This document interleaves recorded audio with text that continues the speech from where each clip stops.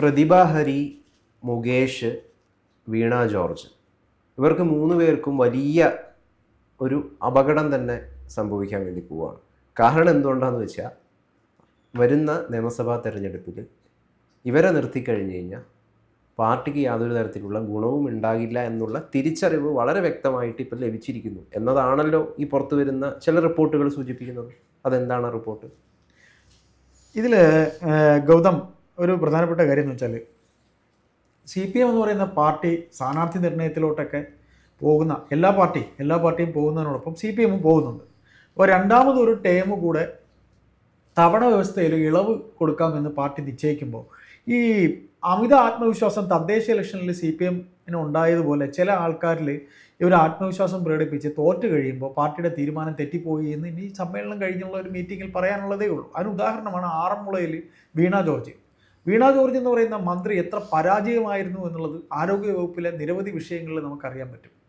അപ്പോൾ കഴിഞ്ഞ രണ്ടാമത് പിണറായി സർക്കാരിലെ ഏറ്റവും മാർക്ക് കുറഞ്ഞൊരു മന്ത്രി ആരെന്ന് ചോദിച്ചാൽ അത് വീണ ജോർജാണ്. ആ വീണ ജോർജിനെ ആറന്മുളയിൽ മത്സരിപ്പിക്കുന്നത് എന്തുകൊണ്ടാണ്? വീണ ജോർജ് അല്ലാതെ വേറൊരു പേര് അവിടെ കണ്ടെത്താനില്ലാത്തത് കൊണ്ടാണ്. വീണ ജോർജ് വേണമെങ്കിൽ മാറി നിൽക്കാം എന്ന് മനസ്സുകൊണ്ട് ചിന്തിച്ചിട്ടുണ്ടാവും. ഇത്രയും അവമതിപ്പുണ്ടായിട്ട് ഇനി എങ്ങനെ ആൾക്കാരുടെ അടുത്ത് വോട്ട് ചോദിച്ചു പോകും? അത് വേറൊരു വിഷയമാണ്. ആറന്മുളക്കാരെന്ന് പറയുന്ന കേരളത്തിലെ എല്ലാ നിയോജക മണ്ഡലങ്ങളിലും ഇവരെ ഇനി ഏതെങ്കിലും ഒരു സ്ഥലത്ത് ഇവരുടെ മണ്ഡലം അല്ലാതെ വോട്ട് ചോദിച്ച് കൊണ്ടുപോയി എന്നുള്ള ആലോചിച്ച് നോക്ക്. 10 പേര് ഇവരെ കണ്ടാൽ നല്ലത് പറയും. ഇവർ ശരിക്കും ഒരു നല്ല കമ്മ്യൂണിസ്റ്റുകാരിയായിട്ടുള്ള ഒരു കമ്മ്യൂണിസ്റ്റുകാരി എന്ന് പറയുമ്പോൾ നമ്മൾ സ്ത്രീകളായിട്ട് കമ്മ്യൂണിസ്റ്റുകാരി എന്ന രീതിയിൽ നമ്മൾ കണ്ടിട്ടുള്ള കമ്മ്യൂണിസ്റ്റുകാരുണ്ട്. KR ഗൗരിയെ നമ്മൾ കേട്ടിട്ടുണ്ട്. ഏറ്റവും നല്ല മന്ത്രിയായിരുന്നവരാണ്. അതുപോലെ തന്നെ ശൈലജ പോട്ടെ, ഭയങ്കര പ്രതിഭയല്ലെങ്കിലും അവർ നല്ലൊരു മന്ത്രിയായിരുന്നു. ശ്രീമതി ടീച്ചർ ഭയങ്കര പ്രതിഭയല്ലെങ്കിലും മന്ത്രിയായിരുന്നു. മരിച്ചുപോയ സുശീല ഗോപാൽ അവരും ഒന്നും അല്ലെങ്കിൽ ആയിരുന്നു. അപ്പോൾ CPM എന്ന് പറയുന്ന പാർട്ടിക്കകത്ത് സ്ത്രീജനങ്ങൾക്ക് എമ്പാടും, സ്ത്രീകളായിട്ടുള്ള സഖാക്കൾക്ക് എമ്പാടും തന്നെ അവരെല്ലാം തന്നെ ഉണ്ടാക്കിയ പേരിൻ്റെ ഒരത്ര പോലും പേര് എല്ലാവർക്കും അറിയുന്നത് പോലെ വീണ ജോർജിനെ ആരോഗ്യമന്ത്രിയായിട്ട് കൊണ്ടുവരുമ്പോൾ ചെയ്ത നെറികേടെന്ന് പറയുന്നത് ശൈലജ ടീച്ചറോടായിരുന്നു. കാരണം പാർട്ടി അതെ, കാരണം അവരിൽ വലിയ പ്രതീക്ഷ ഉണ്ടായിരുന്നു ആളുകൾക്ക്. അപ്പോൾ അവർ തന്നെ വീണ്ടും വരും. അവരെ മന്ത്രിസഭയിൽ നിന്ന് ഒഴിവാക്കിയതിലൊക്കെ വലിയ വിമർശനങ്ങളും പ്രതിഷേധങ്ങളൊക്കെ ഉണ്ടായിട്ടുണ്ടായി.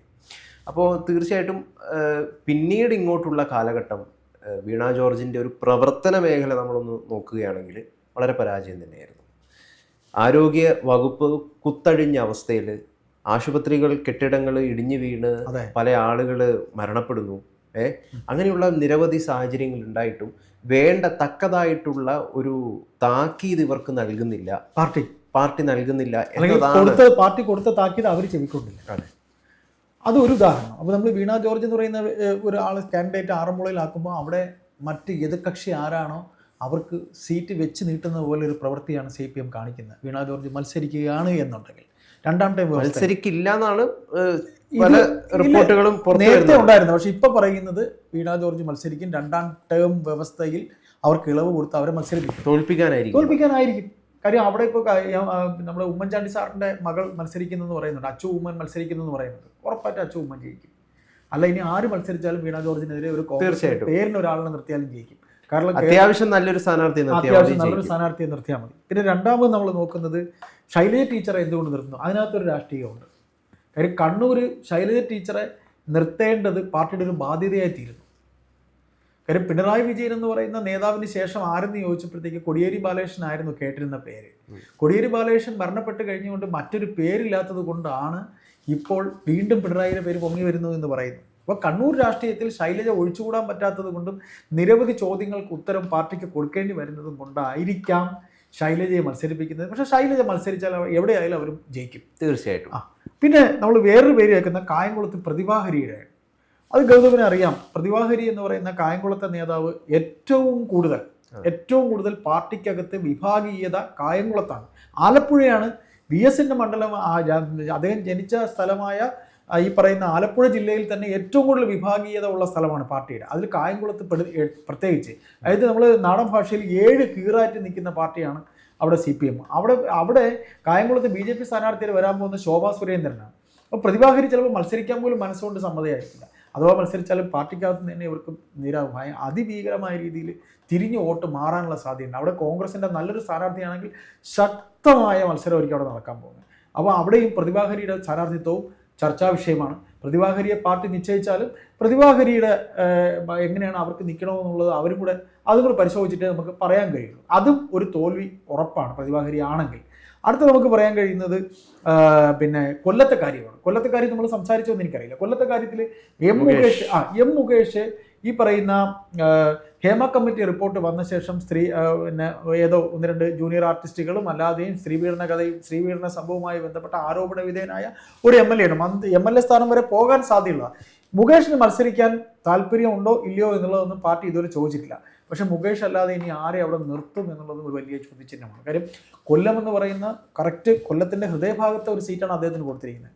ഇനി മുകേഷിനെ നിർത്തിയാൽ അവിടെ പാർട്ടി അണികൾ തിരഞ്ഞെടുപ്പ് പ്രവർത്തനത്തിൽ പോവുക പോലും ഉണ്ടാകില്ല. അത്ര കണ്ട് കഴിഞ്ഞ തവണ ആരോപണ വിധേയനായിട്ട് പോലും പാർട്ടിയുടെ സ്ട്രെങ്താണ് അദ്ദേഹം അവിടെ ജയിച്ചത്. ഇത്തവണ അതും നഷ്ടപ്പെട്ടു പോകാനാണ് സാധ്യത.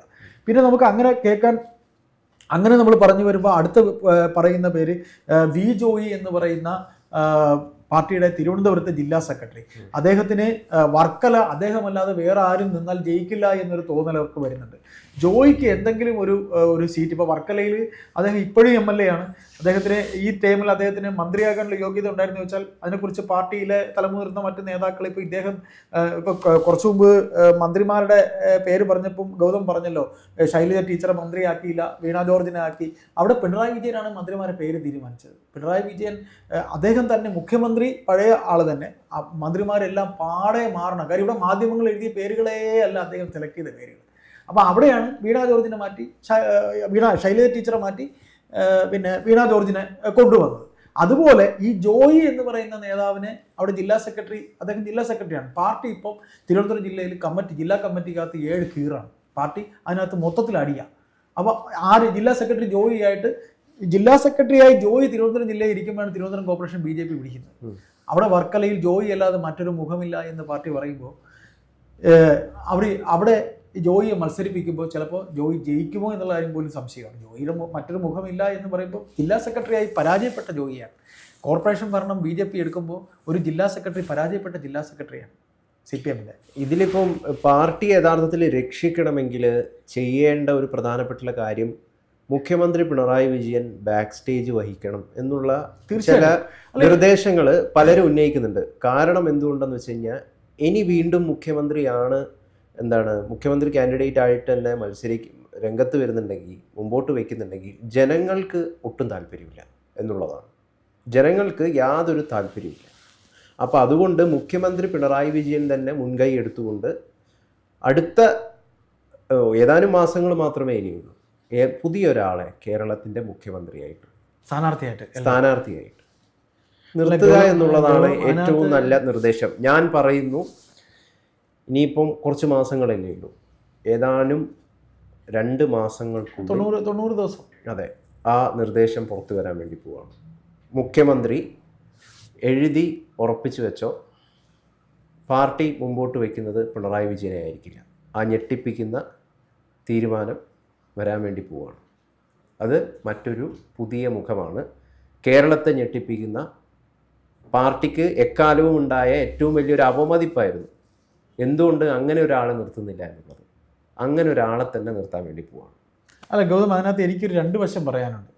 അതായത് പിണറായി വിജയൻ എന്ന് പറയുന്ന നേതാവ് ഒരു തോൽവിയാണ്, അതുകൊണ്ട് ഞങ്ങൾ അദ്ദേഹത്തെ മാറ്റുന്നു, എന്നിട്ട് ഞങ്ങളൊരു പുതിയ ആളെ വെക്കുന്നു എന്നൊരു ഭാഷയും കൂടെ അവിടെ വരും.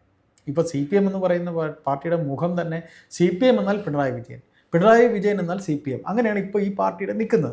അവിടെ പിണറായി വിജയനെ മാറ്റി വേറൊരു മുഖം വെക്കുക എന്ന് പറയുമ്പോൾ പിണറായി വിജയൻ ഒരു പരാജയമാണെന്ന് പാർട്ടിക്ക് ബോധ്യമായി എന്നൊരു വില കൂടെ വരും. അല്ല, പിണറായി വിജയന് തീർച്ചയായിട്ടും പ്രതിപക്ഷം ഉന്നയിക്കുന്നത് പോലെ ഒരുപാട് പ്രശ്നങ്ങളും സമ്മതിക്കുന്നതിന് തുല്യമല്ലേ, അദ്ദേഹത്തിന്റെ സ്വഭാവപരമായിട്ടുള്ള ഒരുപാട് പ്രശ്നങ്ങളുണ്ട്. പക്ഷെ പിണറായി വിജയൻ ഒരു തോൽവി ആയിരുന്നുവെങ്കിൽ അദ്ദേഹം വീണ്ടും ചരിത്രം സൃഷ്ടിക്കില്ല, രണ്ടാമതും അധികാരത്തിൽ വന്നു. അപ്പം പിണറായി വിജയൻ തോൽവിയല്ല, പക്ഷെ ഇനി വീണ്ടും അദ്ദേഹത്തിനെ കാണാൻ ജനങ്ങൾ താല്പര്യപ്പെടുന്നില്ല. അതൊരു വസ്തുതയാണ്. ശരിയാണ്, അത് പിണറായി വിജയൻ ആദ്യം അംഗീകരിക്കണം.